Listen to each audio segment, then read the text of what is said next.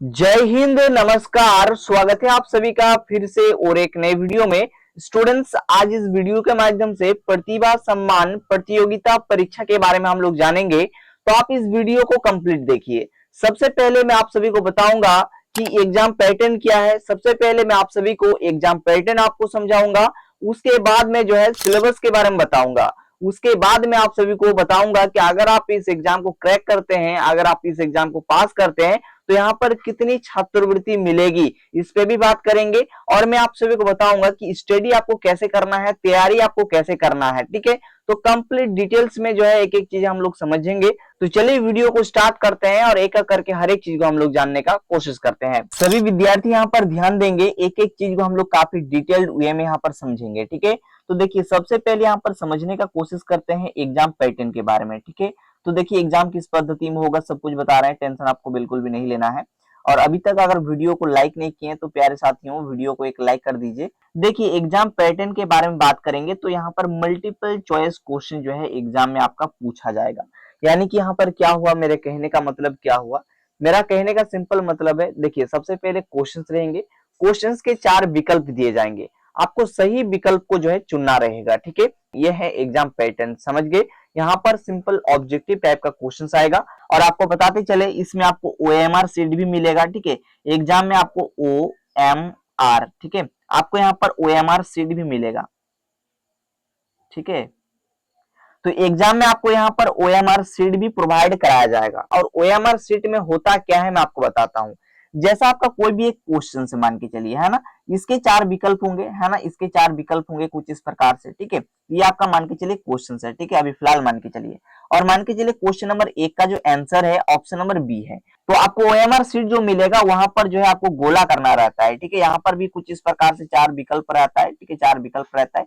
जैसा option number B सही हुआ तो बी को आपको यहाँ पर कुछ इस प्रकार से आपको क्या करना होता है, गोला करना होता है। ठीक है, तो ये है कंप्लीट एग्जाम प्रोसेस। ठीक है, समझ गए। अब यहाँ पर जो है सिलेबस को हम लोग देखने का कोशिश करते हैं। ठीक है, कि आखिर पढ़ना क्या है। सिलेबस मोस्ट इंपोर्टेंट फैक्ट हो जाता है किसी भी एग्जाम के लिए। ठीक है, किसी भी एग्जाम के लिए सिलेबस जो है मोस्ट इंपोर्टेंट है।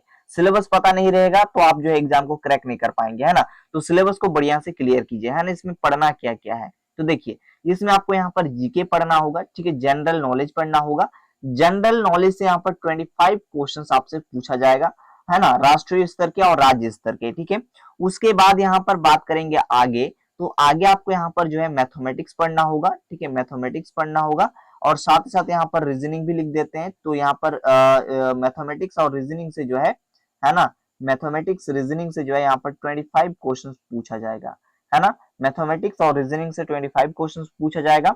आगे अगर हम बात करेंगे तो यहाँ पर हिंदी से और इंग्लिश की अगर हम बात करेंगे तो यहाँ पर हिंदी भी पढ़ना होगा और साथ ही साथ इंग्लिश भी पढ़ना होगा। ठीक है, तो हिंदी और इंग्लिश से जो है यहाँ पर 25 क्वेश्चन जो है आपसे पूछा जाएगा। ठीक है, उसके बाद आगे बात करते हैं, आगे यहाँ पर जो है साइंस पूछा जाएगा, समझ गए ना। तो यहाँ पर साइंस रहेगा और यहाँ पर गेम्स एक सब्जेक्ट होता है जिसे हिंदी में खेल बोलते हैं। तो यहाँ पर साइंस और गेम्स से जो है 25 क्वेश्चन आपसे पूछा जाएगा। ठीक है, तो ये है कंप्लीट सिलेबस। ठीक है, चीजों को एकदम क्लियर करते हुए चलिए, यहाँ पर आपसे जो है 100 क्वेश्चन पूछा जाएगा, टोटल मिलाकर के 100 क्वेश्चन आपसे पूछा जाएगा। और 100 क्वेश्चन जो है 100 मार्क्स का होगा। एक एक क्वेश्चन एक एक मार्क्स का है, तो 100 क्वेश्चन 100 मार्क्स। ठीक है, बात क्लियर है। तो यहाँ पर कुछ इस प्रकार से सिलेबस है जिसमें general knowledge, mathematics, reasoning, Hindi, English, science और गेम्स। ठीक है, तो टोटल मिलाकर के 7 सब्जेक्ट आपको पढ़ना है। टोटल मिलाकर के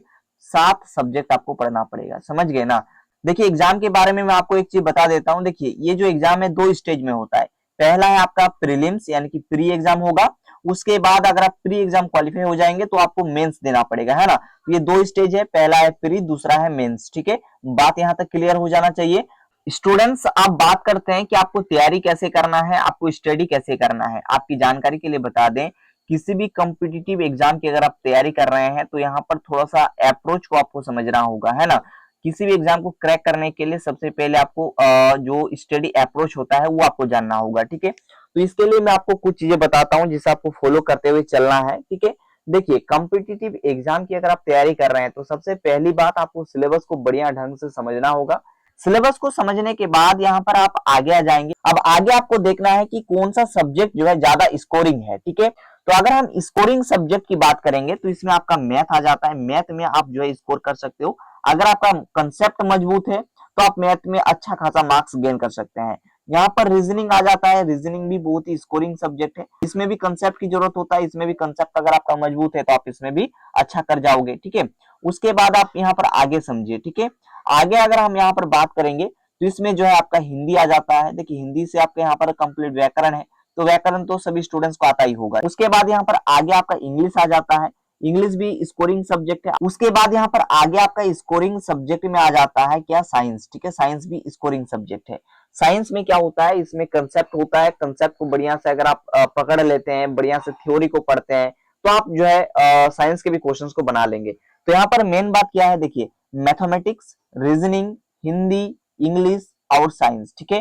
टोटल मिलाकर के यहाँ पर 5 सब्जेक्ट है जो कि सबसे ज्यादा स्कोरिंग सब्जेक्ट है और आसानी से स्कोर किया जा सकता है।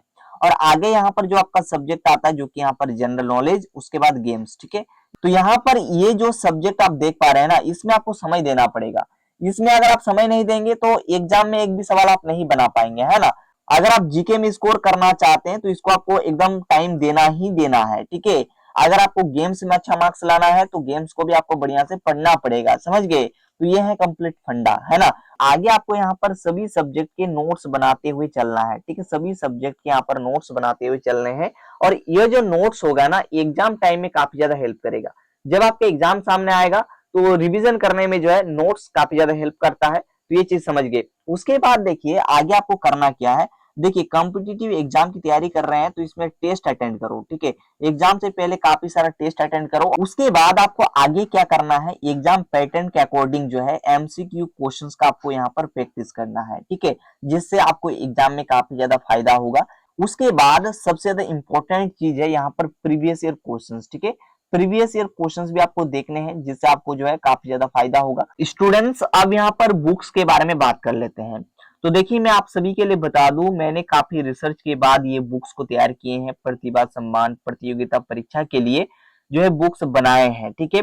और देखिए हमारे बुक्स पिछले वर्ष से आ रहे हैं। पिछले वर्ष भी काफी सारे स्टूडेंट्स ने जो है बुक्स को लिया था और एग्जाम में काफी ज्यादा फायदा भी मिला था, ठीक है। अब यहाँ पर देखिए बुक्स को कैसे लेना है, कंप्लीट प्रोसेस मैं आपको बता रहा हूँ। बुक्स को कैसे लेना है मैं आपको बता रहा हूँ। उससे पहले एक चीज जानिए। अगर आप यहाँ पर बुक्स को बाय कर लेते हैं, बुक्स को ले लेते हैं, ठीक है।